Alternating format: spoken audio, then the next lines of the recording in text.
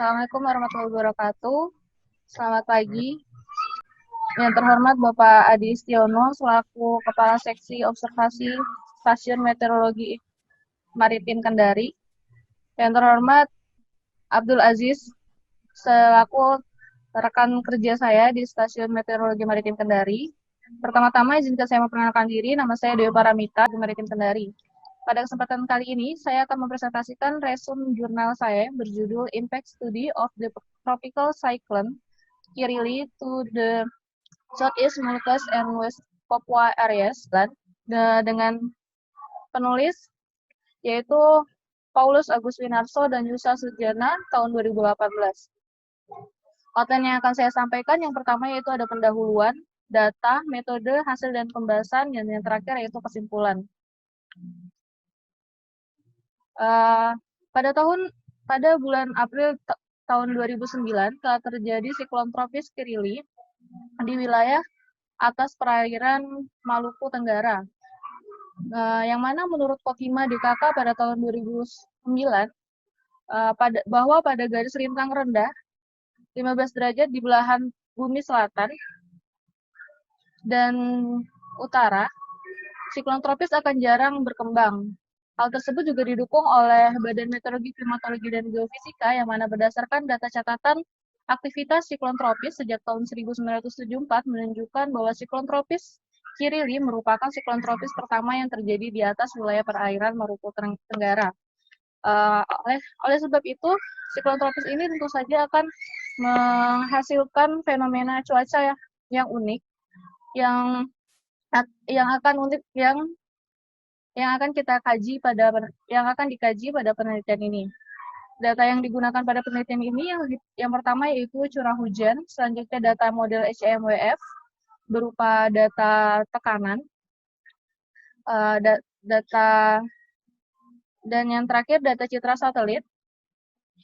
Metode yang digunakan yang pertama itu lokasi penelitian di wilayah Maluku dan Papua Barat, Indonesia, dengan cakupan wilayah yaitu Tual, Saumlaki, dan Timika, dan penelitian dilakukan pada tanggal 26 hingga 29 April menggunakan metode deskriptif analistik dengan fokus pada skala regional dan lokal dari gerakan atmosfer.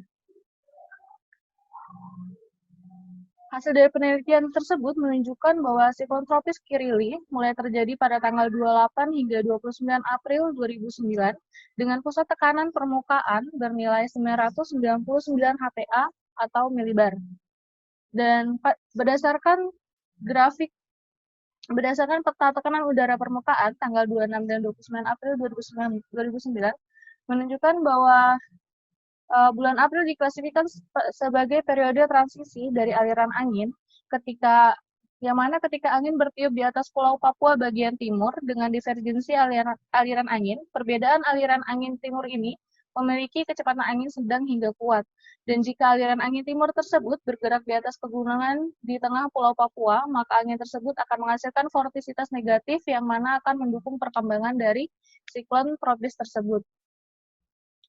Dan yang selanjutnya yaitu peta distribusi awan dan kelembapan spesifik pada tanggal 26 dan hingga 29 April 2009, yang mana pada peta tersebut menunjukkan bahwa distribusi awan menunjukkan indikasi penurunan dari tanggal 26 hingga 29 April.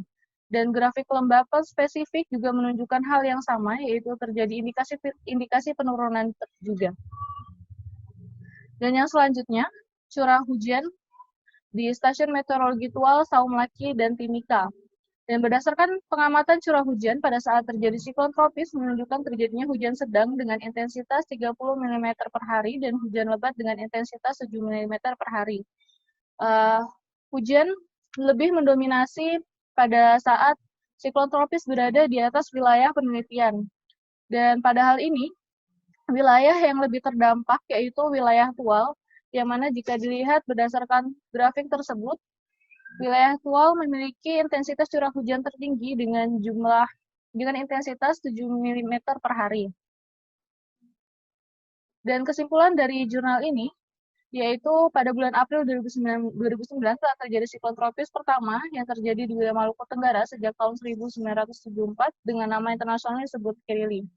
Dan siklon tropis ini tidak memberikan dampak yang signifikan kecuali pengembangan awan konvektif lokal yang bertepatan dengan adanya siklon tropis di atas wilayah penelitian. Sehingga dapat disimpulkan bahwa siklon tropis ini tidak begitu berpengaruh terhadap wilayah Maluku Tenggara dan Papua Barat. Sekian presentasi dari saya. Atas perhatiannya saya ucapkan terima kasih.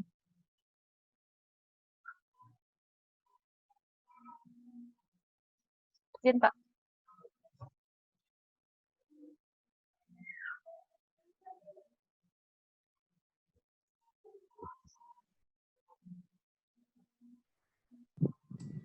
Dikasih sesi tanya jawab nggak? Iya, Pak. Jadi ini kan siklon tropis yang ada di wilayah Indonesia ya? Iya, Pak. Pada tanggal 26-29 April 2009 kan biasanya itu yang saya tahu siklon tropis tidak bisa terjadi di wilayah yang dekat ekuator. Ini kok bisa dekat di wilayah ekuator ini? Apakah ada penyebabnya secara langsung atau tidak langsung hingga menimbulkan terjadinya pusaran angin atau sirkulasi angin di wilayah perairan Laut Banda ini ya? Di wilayah perairan atas Maluku Tenggara, Laut Pak. Banda kan ya? Iya. Maluku Tenggara itu udah masuk wilayah Indonesia kan berarti? Sudah, Pak. Ya emang ada beberapa kejadian yang sudah memasuki wilayah Indonesia, tapi yang siklon tropis ini kayaknya sudah masuknya sudah agak ke dalam ya wilayah Indonesia ya? Iya, Pak. Iya, biasanya ini kan Dewi bisa penyebabnya kok bisa masuk di wilayah ekuator tuh, apakah pengaruh dari perubahan iklim yang terjadi di dunia saat ini sehingga biasanya kan bahan baku dari siklon tropis itu adalah SST-nya tuh cukup tinggi ya, sehingga menimbulkan penguapan yang cukup cepat, akhirnya menimbulkan gangguan-gangguan sirkulasi di atmosfer gitu. Apakah ini pengaruh perubahan iklim atau pengaruh lainnya gitu deh? Bisa dijelaskan ke saya nggak? Mohon izin, Pak. Dari berdasarkan jurnal yang saya resum, pada jurnal ini tidak begitu dijelaskan penyebab dari terjadinya siklon tropis di wilayah tersebut. Hanya saja penulis menyimpulkan bahwa siklon tropis ini merupakan fenomena langka yang jarang terjadi.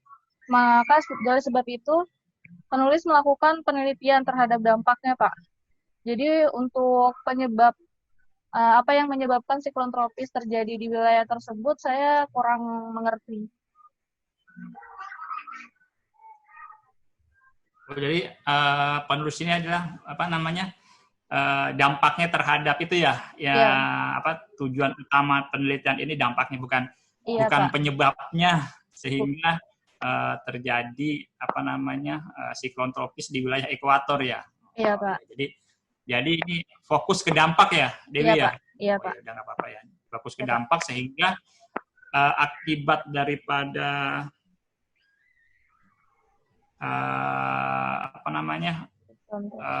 dampak daripada siklon tropis itu biasanya kan menimbulkan hujan lebat, angin kencang, bahkan bencana banjir. Ya, Pak. Ini dari data-data Dewi tadi menerangkan tentang akibat daripada siklon tropis itu, berarti di wilayah sekitar siklon itu, misalnya di wilayah Maluku Tenggara, lalu Maluku, itu biasanya terjadi bencana ya tadi ya, Dewi ya? Banjir gitu ya? Berdasarkan dari grafik curah hujannya tidak menunjukkan curah hujan yang tinggi gitu, Pak. Hanya dengan intensitas 70 mm per hari. Jadi tidak ada terjadi banjir seperti itu. Oh begitu. Tidak Ya, terjadi bencana, hanya curah hujan yang tinggi ya Dewi ya. iya. Dan itu pun masih termasuk dalam kategori hujan lebat, bukan hujan sangat lebat. Oh, jadi hanya curah hujan yang tinggi. Siapa? Jadi siklon tropis Kirili ini tidak terlalu berpengaruh terhadap wilayah Maluku Tenggara dan sekitarnya. Oh gitu ya. Ya, Pak. Jadi ini hanya curah hujannya saja tinggi, tapi tidak terdampak terjadi bencana gitu Dewi. Ya, Pak. Oh ya udah. Jadi apa namanya?